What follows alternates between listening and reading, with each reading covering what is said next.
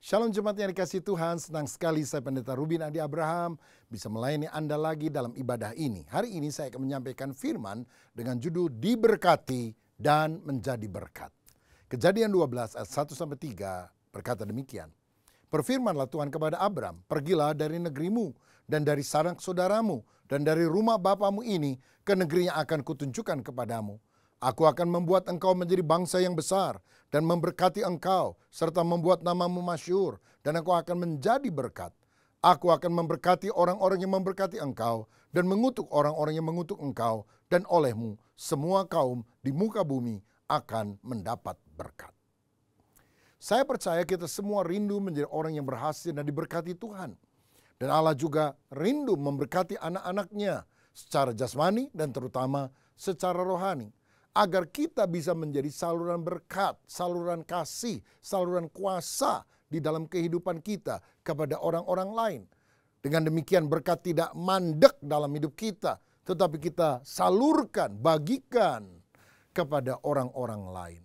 Bagaimana supaya kita bisa diberkati dan menjadi berkat? Yang pertama, kita harus mendasarkan hidup pada firman Tuhan. Ayat 1a berkata, berfirmanlah Tuhan kepada Abram. Saudara, saya percaya firman Tuhan itu yang akan memberikan direction, arah dalam kehidupan kita untuk kita menjadi orang yang berhasil di hadapan Tuhan dan sesama. Mazmur 119 ayat 105 berkata, firman-Mu itu pelita bagi kakiku dan terang bagi jalanku. Firman akan menerangi kita, mengarahkan kita pada jalan yang lurus, pada jalan yang benar. Yosua 1 ayat 8 juga berkata, janganlah engkau lupa memperkatakan kitab Taurat ini, tetapi renungkanlah itu siang dan malam, supaya engkau bertindak hati-hati sesuai dengan segala yang tertulis di dalamnya. Sebab dengan demikian perjalananmu akan berhasil dan engkau akan beruntung. Bagaimana supaya kita menjadi orang yang berhasil dan beruntung di tengah dunia ini? Caranya renungkan firman, lakukan firman siang dan malam. Saudara, kalau kita ingin menuju satu tempat yang belum pernah kita tempuh, sekarang kita bisa dibantu oleh satu alat namanya GPS. Ya, itu singkatan dari Global Positioning System. Nah, jadi kita tinggal masukkan belok kiri, belok kanan, belok kiri, belok kanan, nanti sampai pada alamat yang kita tuju. Bahasa Inggris susah, bahasa Indonesia lebih gampang. GPS, goblok pasti sampai.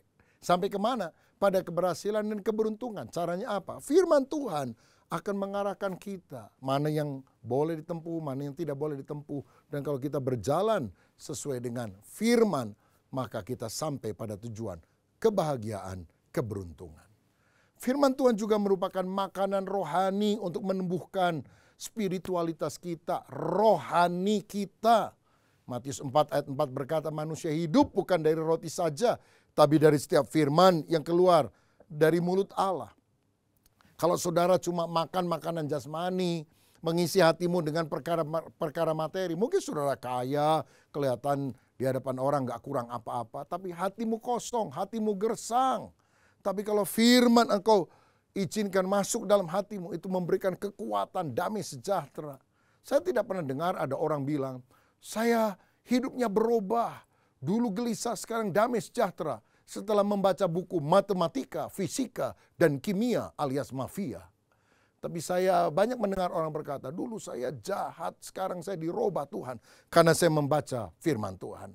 Dulu hidup saya gelisah, penuh dengan dosa. Sekarang saya hidup sukacita, ada damai sejahtera dan kepastian keselamatan. Karena firman Tuhan telah merubah hidup saya. Karena itu bacalah firman Tuhan. Itu akan membangun imanmu. Bahkan anak-anak saudara juga dorong untuk membaca firman bersama dengan saudara. Tidak cukup anak-anak hanya dikasih nonton televisi, sosial media, les ini dan itu, belajar di internet. Tapi ajarkan firman kepada mereka. Kalau saudara baca Alkitab setiap hari, 4 pasal dari Kejadian sampai Wahyu, belum sampai 1 tahun, engkau sudah menghabiskannya. Mari kita punya moto, no Bible, no breakfast. No Bible, no rice. No Bible, no super me. Engkau akan kuat. Saudara boleh baca koran Kompas, tapi Alkitab adalah kompas kehidupan sejati. Saudara boleh baca Suara Pembaruan, tapi Alkitab adalah suara Allah yang sanggup memperbarui kehidupan kita. Saudara boleh baca Jakarta Post, Jawa Post, tapi Alkitab adalah surga pos yang Dia kirim kepada kita. Biar kita tidak hanya mendengar firman Tuhan lewat khotbah yang disampaikan oleh para hamba Tuhan, tapi saudara sendiri dengan rajin membaca kitab suci agar imanmu dikuatkan. Buka Alkitab. Saya biasanya suka menggarisbawahi ayat-ayat yang saya rasa penting. Untuk perintah Tuhan, maka saya garis bawahi dengan warna merah. Perintah, merah, harus ditaati. Janji Tuhan, hijau, segar, memberikan kepastian. Kalau bukan perintah atau janji, tapi saudara rasa bagus, saudara bisa pakai tinta yang lain, orange misalnya. Maka Alkitab kita menjadi Alkitab warna-warni, dan kalau kita buka, itu akan sangat baik sekali untuk membangunkan iman kita. Saya biasanya kalau melayani pakai Alkitab digital, tapi kalau renungan harian, saat teduh pribadi, saya gunakan Alkitab cetak, saudara. Karena tidak terganggu. Kadang-kadang kalau baca di handphone ada WA masuk, ada ini masuk, aduh suka banyak gangguan. Tapi kalau dari lembar demi lembar, hati kita akan terkonsentrasi dan iman kita akan dikuatkan. Jadi ini syarat pertama untuk kita diberkati Tuhan. Mendasarkan hidup pada firman Tuhan. Yang kedua, kita harus memisahkan diri dari lingkungan duniawi. Ayat 1b, Tuhan berkata begini kepada Abram, pergilah dari negerimu dan dari sanak saudaramu. Abram tinggal di Ur Kasdim, tempat di mana penyembahan berhala luar biasa di sana. Tuhan mau memberkati dia, tapi Tuhan harus memisahkan dia keluar dari lingkungan kafir menuju tanah perjanjian, tanah Kanaan. Saudara, Tuhan mau kita hidup kudus. Dalam bahasa aslinya kata kudus dari kata kadoshi, artinya terpisah, tidak bercampur dengan hal yang busuk. Dalam 2 Korintus 6 ayat 17 firman berkata, jangan ada lagi noda kekafiran. Itu adalah judul perikopnya. Sebab itu ayat 17, keluarlah kamu dari antara mereka dan pisahkanlah dirimu dari mereka, firman Tuhan, dan janganlah menjamah apa yang najis, maka aku akan menerima kamu. Bagaimana supaya kita mengalami penerimaan dari Tuhan? Pisahkan dirimu dari hal-hal yang najis. Hidup terpisah artinya hidup berbeda dengan dunia, tidak sama seperti orang duniawi. Saudara, saya ingat satu cerita, satu kali ada peperangan antara orang China dan orang Jepang. Nah, ini membingungkan karena kulit sama kuning, mata sama sipit, saudara. Tapi jenderal perang China kemudian dapat akal, dia bilang, bedanya waktu orang lagi cuci muka. Sebab kalau orang China cuci muka, mukanya diam, lalu anduknya goyang-goyang. Tapi kalau ada orang lagi cuci muka, anduknya diem, mukanya goyang-goyang, itu Jepang, tembak saja katanya. Nah, tentu ini cerita, saudara. Tapi mesti ada beda. Kalau orang dunia nipu, orang Kristen nipu, apa bedanya? Orang dunia utang gak mau bayar, orang Kristen utang gak mau bayar, apa bedanya? Orang dunia percaya kepada tahayul, jangan tanam pepaya di depan rumah, nanti nasibnya payah. Jangan bikin kolam dalam rumah, nanti berkat kesedot dalam kolam. Kalau cari rumah jangan tusuk sate, carilah yang tusuk konde misalnya. Lalu orang Kristen juga percaya kepada tahayul, apa bedanya? Orang yang tidak bertumbuh rohani selalu bilang, apa jeleknya sih? Apa buruknya sih? Apa jeleknya saya ngerokok? Apa jeleknya saya pergi ke diskotik dan sebagainya? Tapi orang yang tumbuh dewasa rohaninya akan bertanya sebaliknya. Apa baiknya sih?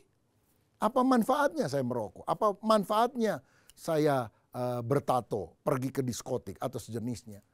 Jadi saudara, bukan hanya boleh, tidak boleh, boleh, tidak boleh. Tapi pikirkan apa faedahnya, apa manfaatnya, apa baiknya.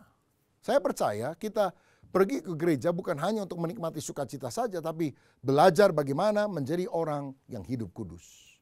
Christianity is not feeling but willing. Bukan hanya perasaan, tapi kerelaan, kesediaan untuk mentaati kehendak Tuhan. Orang yang hidup dalam kekudusan akan memancarkan kemuliaan Tuhan.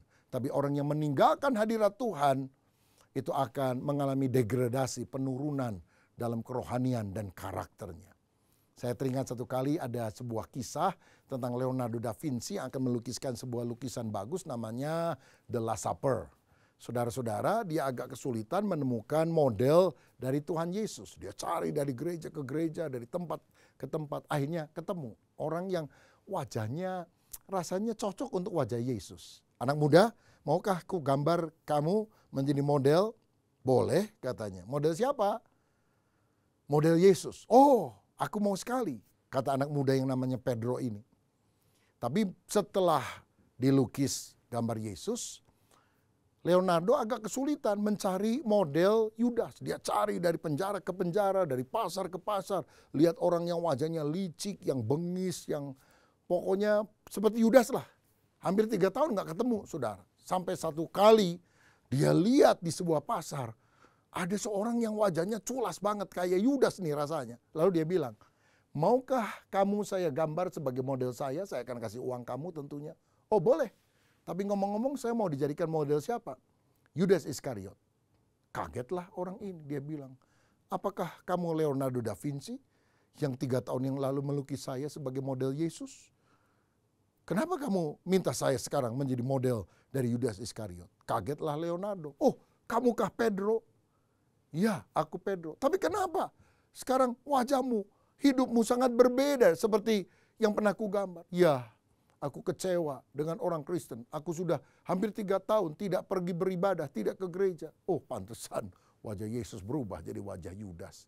Saudara, jangan sampai hidup kita dari seperti Yesus menjadi seperti Yudas. Tapi mari kita pisahkan diri kita dari pergaulan yang tidak membangun pergaulan yang buruk. Yang ketiga, bagaimana supaya kita diberkati oleh Tuhan dan bisa jadi saluran berkat bagi orang lain. Kita harus mendirikan mezbah bagi Tuhan. Kejadian 12 ayat 7-8 berkata, ketika itu Tuhan menampakkan diri kepada Abram dan berfirman, aku akan memberikan negeri ini kepada keturunanmu. Maka didirikannya di situ mezbah bagi Tuhan yang telah menampakkan diri kepadanya. Kemudian ia pindah dari situ ke pegunungan di sebelah timur Betel. Ia memasang kemahnya dengan Betel di sebelah barat dan Ai di sebelah timur. Lalu ia mendirikan di situ mezbah bagi Tuhan dan memanggil nama Tuhan.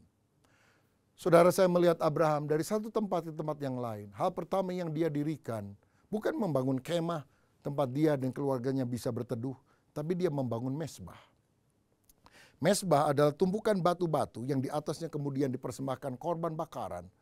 Dan Abraham memanggil bujang-bujangnya, keluarganya untuk berdoa kepada Tuhan, mengucap syukur kepada Tuhan. Ini adalah pengakuan bahwa semua yang terjadi dalam kehidupan adalah berkat Tuhan, adalah anugerah Tuhan. Sehingga Tuhan yang harus dimuliakan. Dalam kehidupan kita juga harus punya mezbah. Yaitu mezbah doa, pujian, penyembahan. Dan ketika kita menaikkan doa pujian, ini bagikan dupa yang berbau harum di hadapan Tuhan. Yang menyukakan hati Tuhan. Saudara, kita harus jalin keakraban dengan Tuhan. Karena itu akan menghaluskan karakter kita. Sehingga karakter kita akan makin lama makin mirip seperti Tuhan Yesus Kristus. Ada sebuah ungkapan berkata, nearness is likeness. Semakin kita dekat, semakin kita serupa dengan apa yang kita dekati. Saudara dekat-dekat sama tukang tipu, lama-lama saudara bisa nipu orang juga. Saudara dekat-dekat sama tukang gosip, lama-lama bisa jadi penggosip juga. Saudara dekat-dekat dengan Tuhan, lama-lama saudara akan mirip seperti Tuhan. Nearness is likeness. Nah, karena itu tiap hari mari kita bangun mezbah di hadapan Tuhan. Tiap pagi mulai dengan pujian, penyembahan, pembacaan firman agar iman kita diteguhkan. Saya pernah melayani di sebuah gereja di kota Surabaya, hamba Tuhannya senior, sekarang sudah bersama Tuhan di sorga, namanya Bapak Pendeta Ishak Leo. Dan waktu saya pertama bertemu, saya tanya begini, Om Ishak, saya dengar Om ini kalau doa sehari bisa 6 jam, apa benar? Dia bilang benar, saya doa 2 jam pagi, 2 jam siang, 2 jam malam. Wow, 6 jam. Saya tanya, doanya minta apa saja? Kok begitu panjang? Dia bilang, kalau kamu mau doa panjang, sedikit meminta, banyak menyembah. Sedikit meminta, banyak menyembah. Oh, sebuah nasihat yang saya tidak akan lupakan. Doa bukannya minta-minta, tapi menyembah, mengucap syukur, memuji Tuhan. Dan kalau kita juga punya mezbah doa keluarga, suami istri, orang tua dan anak, berdoa mengucap syukur kepada Tuhan. Berkat jasmani, berkat rohani Tuhan akan berikan kepada kita dan hidup kita akan jadi berkat bagi banyak orang. Haleluya. Dan yang keempat, bagaimana supaya kita bisa menjadi orang yang diberkati untuk memberkati orang lain? Kita harus memiliki hati yang memberi. Abraham itu adalah orang yang murah hati, generous, suka memberi. Pertama yang dia beri adalah tanah. Kalau saudara baca pasal 13 dari Kejadian, para gembala Abraham bertengkar dengan para gembala Lot. Karena padang rumputnya terbatas sedangkan domba-domba mereka makin lama makin banyak. Lalu pada ayat 8 dan 9 berkatalah Abraham, Lot, jangan biarkan anak buah kita berkelahi. Kita ini kan kerabat, kita saudara. Kamu kan ponakan saya kan om kamu. Malu kita. Sudah gini sajalah, kamu pilih. Kamu ambil daerah kiri, aku akan ke kanan. Kalau kamu ambil yang kanan, aku akan pilih yang kiri. Abraham itu lebih tua, saudara. Dia yang mengajak Lot, ponakannya, untuk berangkat. Abraham berhak memilih yang pertama kali. Tapi dia berikan haknya kepada Lot. Sayangnya Lot ini adalah orang yang tidak tahu diri, saudara-saudara. Dia malah memilih daerah yang subur dan bagus dan menyisakan yang tandus, kering kerontang buat Abraham. Tapi Abraham nggak marah. Dia bilang nggak apa-apa, oke, ambil saja. Saudara lihat orang yang murah hati itu dibela Tuhan. Karena ayat berikutnya, ayat 14 dan 15. Setelah Lot berpisah daripada Abram, berfirmanlah Tuhan kepada Abram. Pandanglah sekelilingmu dan lihatlah dari tempat engkau berdiri itu ke timur dan barat, utara dan selatan. Seluruh negeri yang kau lihat itu akan kuberikan kepadamu dan kepada keturunanmu untuk selama-lamanya. Saudara, Tuhan berkata begini kepada Abraham setelah Lotnya pergi. Lihat ke utara, ke selatan, ke timur, ke barat. Kan muter, saudara. Jadi lihat seluruhnya termasuk yang sudah dilihat dan dipilih oleh Lot. Dan Tuhan bilang, aku kasih kepada kamu. Orang ngalah malah diberkati Tuhan. Karena itu miliki hati yang lapang, hati yang besar. Hati yang suka memberi. Sehingga berkat Allah limpah dalam hidup kita. Bukan hanya memberi tanah kepada Lot, dia juga memberikan persepuluhan. Kalau saudara baca Kejadian pasal 14, Abraham mengalahkan raja-raja timur yang telah menawan Lot dan keluarganya. Jadi walaupun Lot mengambil keuntungan dari Abraham, Abraham tetap menolong Lot. Ini orang hebat, saudara. Orang yang murah hati. Dan ketika Abraham menang perang, Melkisedek Raja Salem menyongsong Abraham dan pasukannya, serta memberi dia roti dan anggur. Dan Abraham kemudian memberikan persepuluhan dari harta yang dia dapatkan dari peperangan itu. Dari sinilah kita melihat bahwa persepuluhan itu dimulai sebagai persembahan yang terbaik untuk Tuhan yang diberikan kepada hamba Tuhan atau sekarang kepada pekerjaan Tuhan. Ada yang bilang, kita nggak usah kasih perpuluhan karena perpuluhan itu berasal dari hukum Taurat. No, karena jauh sebelum Taurat diberikan kepada Musa, Abraham, nenek moyangnya telah memberikan persepuluhan. Dasarnya karena apa? Iman dan kasih. Abraham melakukan sebagai tindakan iman karena tahu kemenangan itu karena anugerah Tuhan. Dan dia menghargai pertolongan Tuhan ini. Dan dia juga memberikan karena cinta kepada Tuhan. Tuhan tidak meminta, belum ada ayat tentang persepuluhan, tapi dengan inisiatifnya Abraham memberikan yang terbaik. Ada ungkapan berkata, you can give without loving, but you can love without giving. Engkau dapat memberi tanpa cinta, tapi engkau tidak bisa mencintai tanpa memberi. Apa buktinya Abraham mengasihi Tuhan? Dia memberikan persepuluhan melalui Imam Melkisedek ini. Dan saya mau bilang persepuluhan itu bukan hanya untuk orang kaya. Ya, saya ngerti soal perpuluhan tapi gaji saya kan sedikit. Nggak bayar perpuluhan aja kurang. Apalagi bayar perpuluhan, tambah kurang dong. Nanti kalau udah kaya saya kasih perpuluhan. Saudara, coba berpikirnya terbalik sesuai dengan firman. Kenapa saudara kekurangan? Mungkin karena kau tidak taat kepada firman. Ketika engkau taat, berkat Tuhan akan dilimpahkan dalam hidup saudara. Tingkap-tingkap langit akan dibuka. Saya pernah dengar kesaksian, ada seorang pendeta mimpi masuk surga. Dan dia lihat di tahta di surga itu ada orang-orang sedang bersimpuh di bawah kaki Tuhan. Ternyata dia lihat jemaat-jemaatnya, bajunya kurang bagus gitu ya. Lalu Tuhan tanya dalam mimpinya, hambaku, ini jemaat kamu bukan? Iya Tuhan, jemaat saya. Kenapa mereka di dunia hidup miskin-miskin? Ya mereka memang orang miskin. Apakah kamu sudah ajarkan tentang perpuluhan kepada mereka? Aduh, saya nggak enak hati. Ya mereka jangankan bayar perpuluhan, untuk makan aja susah. Itu sebabnya mereka hidup kekurangan. Ajarkan supaya aku memberkati mereka. Kaget dia saudara, bangun dari tidurnya. Dan kemudian dia mulai menyampaikan berita kebenaran firman tentang mengembalikan persepuluhan, dan jemaatnya sekarang ini makin diberkati oleh Tuhan. Saya percaya ketika kita taat kepada firman, Tuhan akan memberkati kita secara luar biasa. Saya belajar mengembalikan perpuluhan dari sejak usia 9 tahun sampai hari ini. Saya tidak pernah kekurangan dan saya sudah tidak memberikan persepuluhan karena apa yang saya beri sudah lebih dari itu. Saya tidak hitung-hitungan lagi karena apa yang Tuhan berikan jauh lebih besar dari apa yang saya bisa kembalikan kepada Dia. Bahkan seluruh hidup saya adalah milik Tuhan. Dia adalah owner, saya hanya manajer saja. Karena itu mari kita belajar. Punya hati yang berkemurahan, mengembalikan perpuluhan. Karena sebetulnya itu bukan milik kita, itu adalah milik Dia. Dan berikutnya, Abraham juga mempersembahkan anaknya Ishak, yaitu hartanya yang terindah, terpenting. Pada pasal 22, Tuhan menguji Abraham. Dia bilang persembahkanlah anakmu yang tunggal itu, yaitu Ishak sebagai korban bakaran. Waduh, hatinya berat saudara, tapi dia tetap taat. Dan ketika dia mau membunuh Ishak di Gunung Moria, Tuhan bilang cukup Abraham, tidak perlu engkau bunuh. Aku sudah tahu engkau lebih mengasihi aku daripada pemberianku. Dan Tuhan menggantinya dengan anak domba yang tersangkut di semak belukar. Saudara-saudara, dan ini merupakan gambaran Yesus yang akan mati bagi setiap orang yang percaya. Karena Bapa mengorbankan anaknya untuk menebus semua manusia termasuk saya dan saudara. Maukah engkau mempersembahkan hidupmu bukan sebagai korban mati, tapi sebagai korban yang hidup bagi Tuhan. Berikan yang terbaik dari hidupmu bagi Tuhan.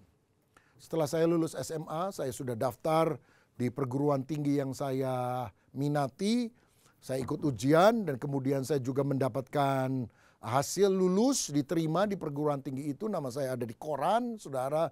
Dan saya bawa koran itu, saya bersujud di kamar tidur saya, berterima kasih kepada Tuhan. Tapi waktu saya doa, saya merasa seperti ada suara di hati nurani saya.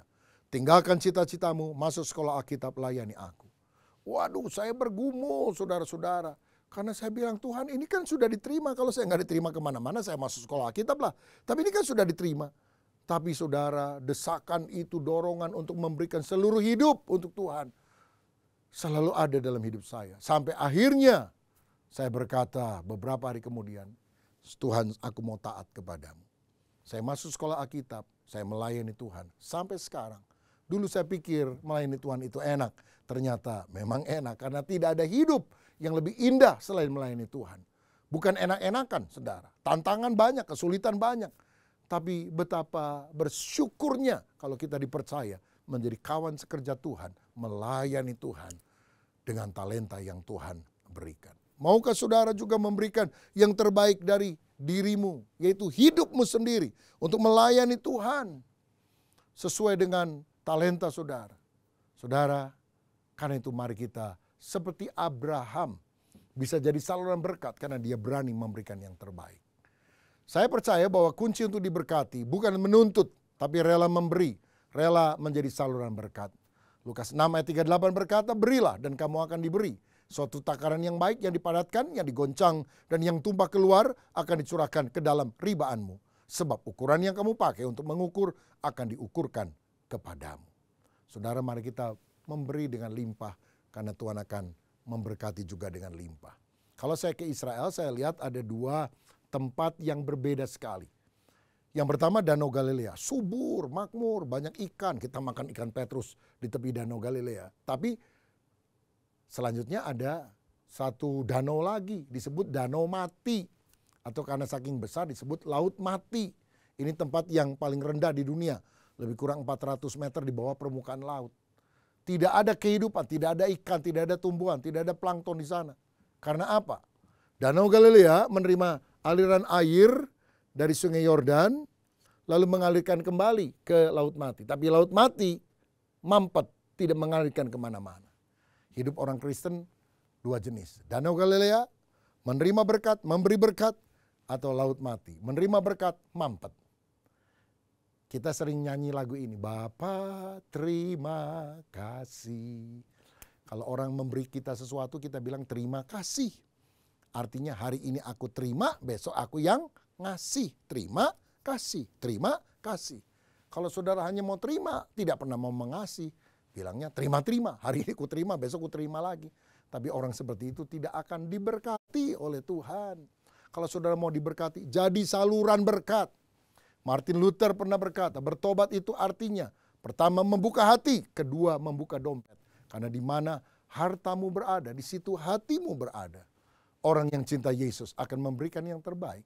Seperti Lukas 8 mencatat, para wanita yang melayani rombongan Yesus dengan kekayaan mereka. Sehingga Yesus bisa melayani ke kota dan desa. Wanita-wanita yang mensupport secara keuangan. Padahal biasanya wanita itu kan lebih pelit daripada pria pada umumnya. Lihat aja kalau nawar barang. Kalau pria kan ya nawar sedikit. Oh, kalau perempuan nawarnya berani, saudara. Ya, minta bonus lagi. Dan kalau dia lihat bahwa ini harganya mahal, dia bisa cari lagi ke tempat yang lebih jauh. Karena dia tahu di sana lebih murah. Tapi kalau wanita hatinya sudah dijamah oleh Tuhan, dia bisa lebih murah hati daripada pria. Dan saya percaya ini juga adalah kunci berkat. Seperti Abraham rela memberikan yang terbaik. Biarlah hidup kita juga dipakai Tuhan. Hari ini siapa di antara saudara yang rindu diberkati oleh Tuhan. Dan engkau tidak mau hidup serakah, tidak mau hidup egois. Tapi engkau mau jadi saluran berkat bagi orang lain.